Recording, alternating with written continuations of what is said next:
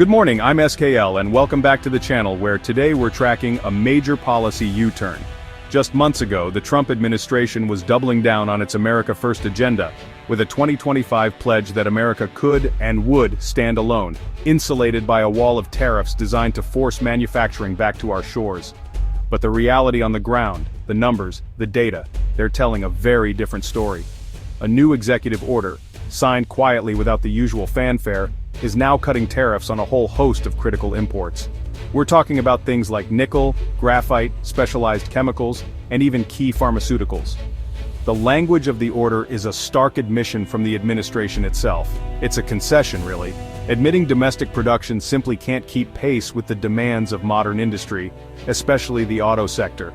This isn't just a minor tweak, it's a fundamental pivot, driven by economic necessity.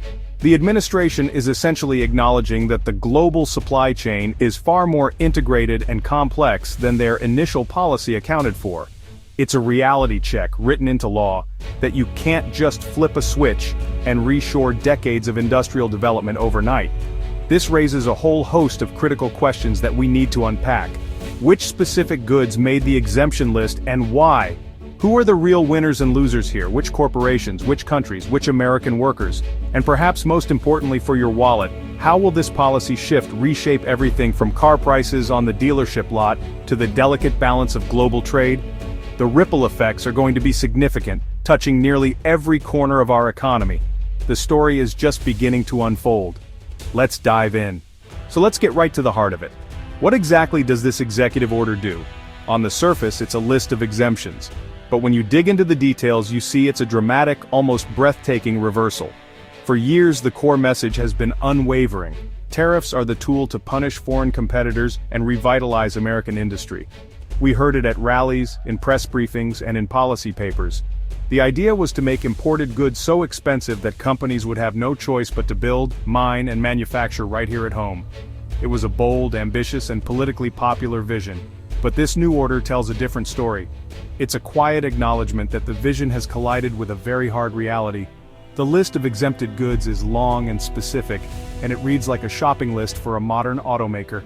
We're talking high-purity nickel for batteries, processed graphite for anodes, specialized polymers for lightweight components, and a range of chemicals essential for paints and finishes.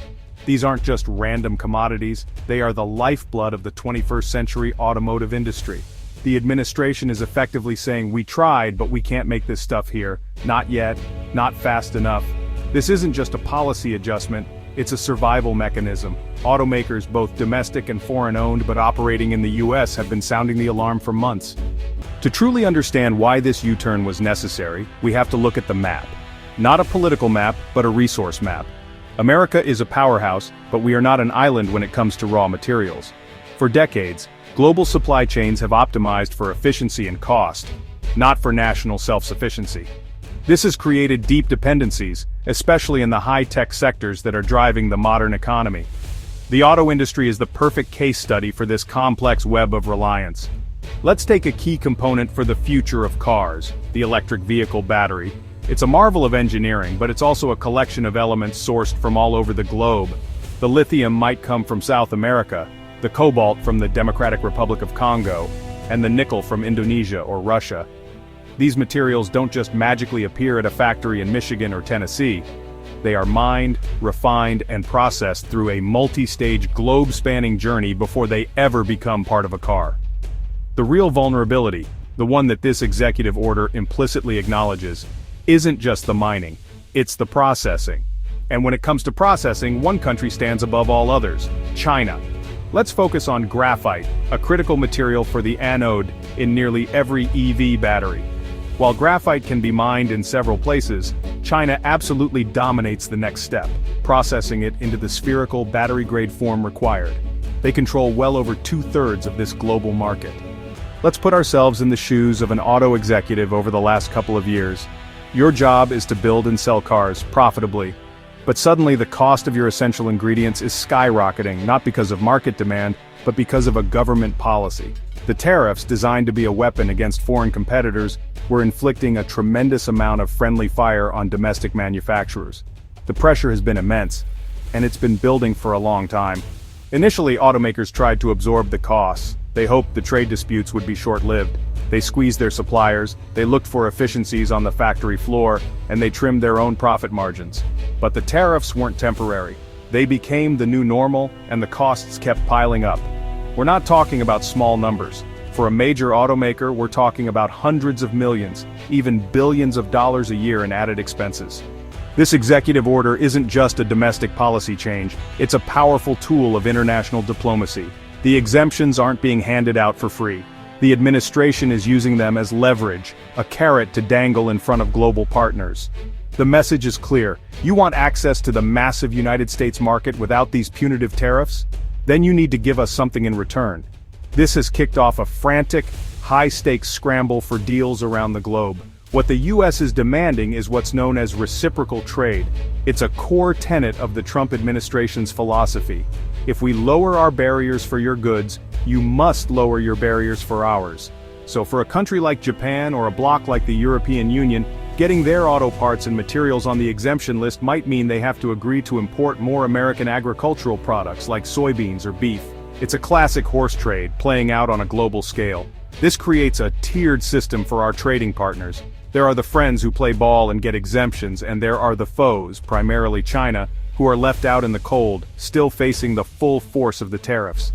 Ultimately, the complex dance of tariffs, exemptions, and global trade lands in one place: your wallet.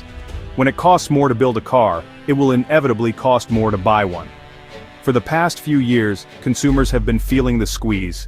The tariff reversal on certain materials might slow the bleeding, but it's unlikely to reverse the trend of rising prices entirely.